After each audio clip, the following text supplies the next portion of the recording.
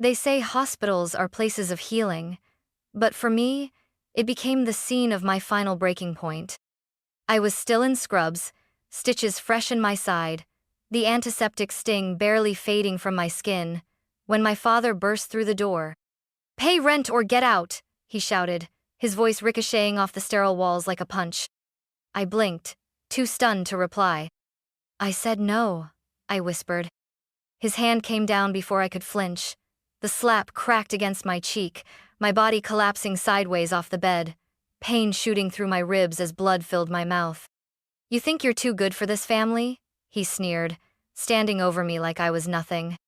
But as I lay there on the cold hospital tile, I knew one thing for certain. He had no idea what I'd do next. And this time, I wouldn't stay down. It started 3 months ago, when I moved back in with my father. I didn't want to. God, I didn't want to. But after the clinic cut my hours, and the landlord raised the rent again, I had no choice. Danime's 6-year-old daughter needed a roof over her head more than I needed pride. Dad said it would be temporary, but the second I unpacked my suitcase into the tiny spare room with the creaky window and water-stained ceiling, I knew better. Nothing with him ever came without cost. At first, it was little things: groceries, gas, fixing the Wi-Fi, because you're the one using it the most. I paid, quietly, even when it meant putting my own overdue dental checkups on hold. Then came Eric, my younger brother. He still lived at home, still unemployed, still the golden boy in Dad's eyes. I'd come home from back-to-back shifts to find him sprawled on the couch, gaming, while Dad told me Eric was just going through things. Apparently, depression meant he couldn't work, but it didn't stop him from ordering Uber Eats every day on my card, just until his account's unfrozen. They never asked. They expected. Dad's voice would drop into that heavy tone, the one that used to freeze me as a kid. "Family helps family," he'd say. What he meant was, "You owe us, and we don't owe you anything." Danny picked up on the tension fast. She stopped humming when we got home, started clutching her bunny tighter. Asked me, once, if Grandpa was mad at her too. That night, I cried into my pillow, muffling the sound so she wouldn't hear. The week before the hospital, things escalated. Eric had run up another credit card bill, this one from some crypto mentorship, and Dad told me flat out I needed to cover it. "Don't act like you can't," he growled. "You're working double shifts now." "I'm saving for Danny's inhaler refills," I said quietly. His jaw tightened. "What's more important?" he snapped. "Her lungs or your brother's future?" That was when I realized how far gone they were. The day of the accident, I was headed home after a brutal overnight shift. Rain slicked the roads. I blinked too long at a red light and didn't see the truck turning across my lane until it was too late. The impact sent my car spinning. I woke up on a stretcher, Danny's name the only thing on my lips. The doctors said I was lucky. 6 stitches along my ribs, a sprain in my left wrist, and a bad bruise across my hip. They kept me overnight for observation. The next morning, he walked in. No flowers, no, "How are you?" No check on Danny, just that voice. "Pay rent or get out." And the slap. The bruise on my ribs pulsed every time I breathed. I was discharged with gauze, painkillers, and a warning to rest for at least a week. But how do you rest in a house that doesn't feel safe? When I got back, Dad was in the kitchen like nothing had happened. He didn't mention the slap, didn't acknowledge the bandage under my shirt. He just asked if I'd remembered to transfer this month's utilities. "Your room uses the most heat," he said casually, sipping his coffee. "And that kid of yours leaves the lights on all the time." I swallowed the lump in my throat and nodded. That night, I sat on the edge of Danny's bed while she slept, tracing the pale line of a healing scar on her cheek from a playground fall weeks ago. I remember how I'd panicked back then. But now, my own pain didn't even matter to the people I called family. The next morning, a letter was slid under my door. Not a note, a typed letter. "Effective immediately. Rent will increase by $200 month due to additional strain on household income. Payment expected by Friday. Signed, House Management, G. Monroe." I laughed. Not out of humor, but because if I didn't, I'd scream. I texted my dad, asking if this was some kind of joke. His response came instantly. You live under my roof. You pay what I say. That's how adulthood works. 2 days later, Eric knocked on my door without looking me in the eye. Hey, Dad said you'd help cover my car insurance this month? I blinked. Your car hasn't moved in weeks. He shrugged. Still gotta keep it running. It was like I was the family's ATM, no PIN required. Even Danny noticed. Mommy, she whispered one night as we brushed teeth together. Why does Grandpa only talk nice when you give him money? I couldn't answer her. My throat closed too tightly. But something inside me shifted the next day. Megan, me best friend from nursing school, came by with groceries and a soft blanket. She asked why I hadn't answered her calls. I told her everything, tears spilling before I could stop them. She listened without interrupting, then said, Jessa, you know your mom left you something, right? I froze. She reached into her purse and pulled out an old key. I've been holding this since your mom passed. She said to give it to you when things got too much. My hands trembled as I took the key. It was time to find out what Mom had left behind and if it could finally help me break free. The key was old brass, with a tiny M engraved near the base. I stared at it for hours that night, holding it in my palm like it might whisper the next step.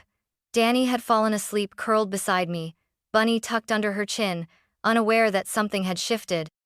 My mom had passed 3 years ago. Ovarian cancer. Quiet. Quick. Unfair. She and my dad had divorced long before that, but she never remarried. She lived simply in a small craftsman house left to her by her father. I hadn't been back there since the funeral. Now, I had the key to something she didn't trust anyone else with. Not even me until now. The next morning, I packed a thermos of tea, dropped Danny at school, and drove out to the house. It sat on the corner of Ash and Hamilton, the porch slightly tilted, wind chimes still hanging by the door like they had during childhood summers. Inside, it smelled like old books and lavender. I wandered through slowly her old rocking chair, a half-finished quilt folded over the arm. Dust danced in the light. Nothing looked particularly secret, until I got to her bedroom. The closet. Near the back was an old filing cabinet. I'd seen it 100 times as a kid. Always locked. Always off-limits. I pulled the key from my pocket. My fingers shook slightly. Click. The drawer rolled open with a metallic groan. Inside were labeled folders neatly stacked. Titles like Property, East Oak, Bank, Trust Account, Letters to J. I reached for the last one. It contained 3 things. A notarized letter, naming me as the sole beneficiary of her father's estate. A deed for the property we were currently living in Dad's house. A short handwritten note. If you're reading this, it means you've endured far more than I ever wanted for you. They will take until nothing is left. This house is yours now. Use it. Protect Danny. And never let guilt be the leash that binds you. Love? Mom. My knees buckled. I sat on the floor, clutching the papers to my chest. The house wasn't Dad's. It was mine. I didn't go home that night. I stayed at Megan's. Danny was thrilled to have a sleepover with her godmother, and I finally slept a full night for the first time in months. When I woke up, I knew exactly what I needed to do. This time, I wouldn't just survive. I'd take back what was already mine. When I walked back into the house, the air felt heavier than usual. Dad was at the kitchen table, scribbling something on a napkin, probably another version of his household budget, which always ended with me owing more than I had. Eric was on the couch, gaming headset on, a bowl of cereal perched on his stomach like a lazy badge of honor. Neither of them looked up. Where were you? Dad finally muttered without turning. I took a slow breath. With Danny, at Megan's. He scoffed. Next time, let someone know. You don't just walk out of someone else's house like that. I smiled. If only he knew. That week, I started quietly gathering everything. I photographed the utility bills with my name as the payer. I saved bank records, rent transfers, even the Venmo receipts Eric sent with stupid captions like, Thanks, sis Chouk. I bought a cheap external drive and labeled a folder. Documentation, Monroe House. Every night, after Danny fell asleep, I added to it. Megan helped me file a request with the county clerk's office. We confirmed what the papers already told me. I owned the deed, outright. No shared title, no active mortgage. Just my name, tied to a trust set up by my grandfather, sealed by my mother before she passed. The house Dad lived in, the one he had ruled like a tyrant, was mine. The irony made me want to scream and laugh all at once. But I stayed silent. Then, something happened that snapped the last thread. It was Tuesday night. I'd just come home from a short shift, still sore, but healing. Danny was sitting on her bed, tracing the ears of Bunny, her eyes clouded. She looked up as I entered. Grandpa said, "If I keep leaving lights on, we might not have a place to stay," she whispered. My heart cracked. He was threatening her now? I knelt down, brushing her hair back. "This is our home, baby," I said gently, "and no one can take it away." She didn't nod, she just curled tighter into herself. That night, I recorded a video on my phone. I looked straight into the camera, my voice steady. I detailed everything. The slap at the hospital, the rent demands, the emotional abuse, the manipulation. I attached clips of Eric bragging on his live stream about not having to pay a dime because sis covers everything. I labeled the file, just in case, for Danny. I wasn't scared anymore. I was prepared. 2 days later, I called the same attorney who had helped me with Mom's funeral estate filings. When I told him the situation, he didn't hesitate. "You have every legal right to file for eviction," he said. "And given the abuse, you may also qualify for a protection order." I set the papers on the desk in front of me, hand trembling just once then steady. "For the record," I said to him, voice calm, "I'm not doing this out of anger." He looked up. "Then why?" I smiled. "Because I'm done paying for silence." I waited until Saturday morning. The house was quiet, the sun not quite fully up. Danny was still asleep, curled in a blanket on the couch after a movie night. I made coffee like any other day, letting the rhythm soothe Meg grind, pour, breathe. But inside, everything throbbed with clarity. Dad came into the kitchen rubbing his jaw. "Where's the rent?" he asked, like it was a greeting. I set my mug down. "I'm not paying rent anymore." He froze, turned slowly. "What did you just say?" I met his eyes. I said no, again. The room went still. "Is this about the hospital?" he said, laughing dryly.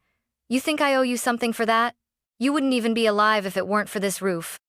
"You mean the roof I own?" I said, quiet and calm. For a second, I saw it. The shift. The flicker of panic behind his eyes before it turned to fury. "You ungrateful little," he started, stepping forward. I held up a folder. "Deed, trust documents, tax records, all in my name." Eric shuffled in, bleary-eyed, shirtless, holding a cereal bowl. "What's going on?" "She's saying she owns the house now," Dad spat, trying to pull rank. "You believe this?" Eric blinked, then scoffed. "You? Please. You couldn't manage an apartment lease, let alone." I turned to him. "The only reason you've had heat, Wi-Fi, and Uber Eats is because I've paid for it. Every single time." His smirk faded. Dad moved again, towering over me. "This is still my house. I built this life. You don't get to take that from me." "You didn't build it," I said evenly. "Mom's father did. And she gave it to me. Legally. Quietly. Because she knew you'd do exactly this." Silence. Then, like clockwork, he changed tactics. His voice softened. "You're really going to kick your own family out? We've done everything for you. After all we've been through?" Guilt. The oldest card in his deck. "I'm not evicting family," I said. "I'm evicting abuse."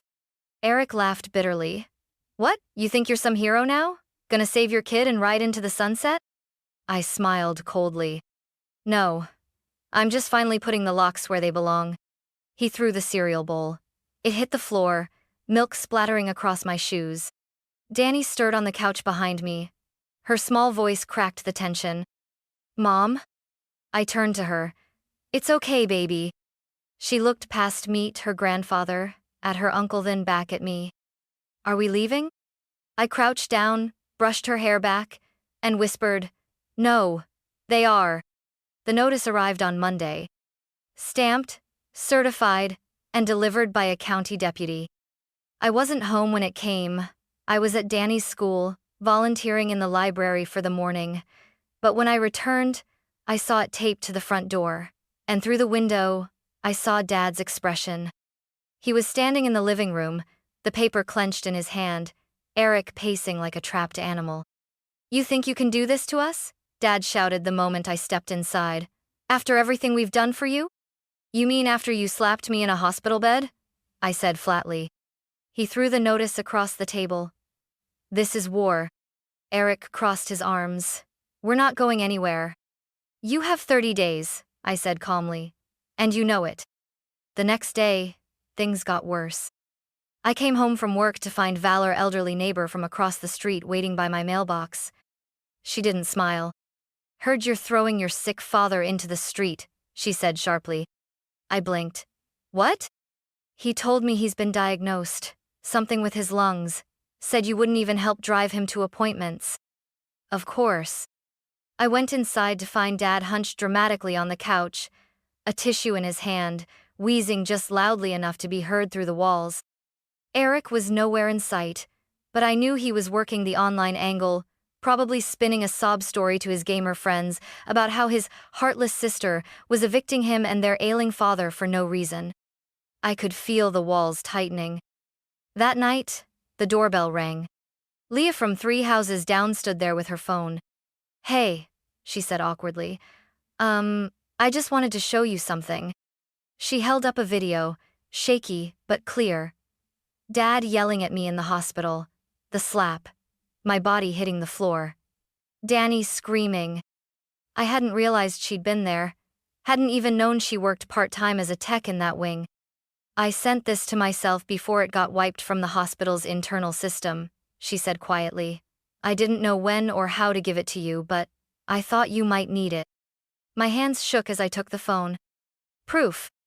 Unfiltered. Unquestionable. I looked up at her. "Thank you," I whispered. She just nodded. "If he tries to pull any more stunts, you won't be alone." Inside, Danny sat at the table, coloring silently. I knelt beside her. "We're doing the right thing," I said softly. She looked at me, then back at her, drawing 2 figures holding hands in front of a small house, a sun overhead. And this time, she smiled. The eviction was set for Friday morning. I woke up before the sun, my nerves buzzing like wires in my chest. Danny was still asleep, her arm curled around Bunny, the early morning light tracing soft gold across her cheeks.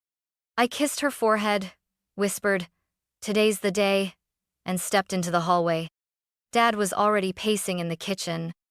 He saw the clipboard in my hand and sneered. "You really think the cops are going to make me leave my house?"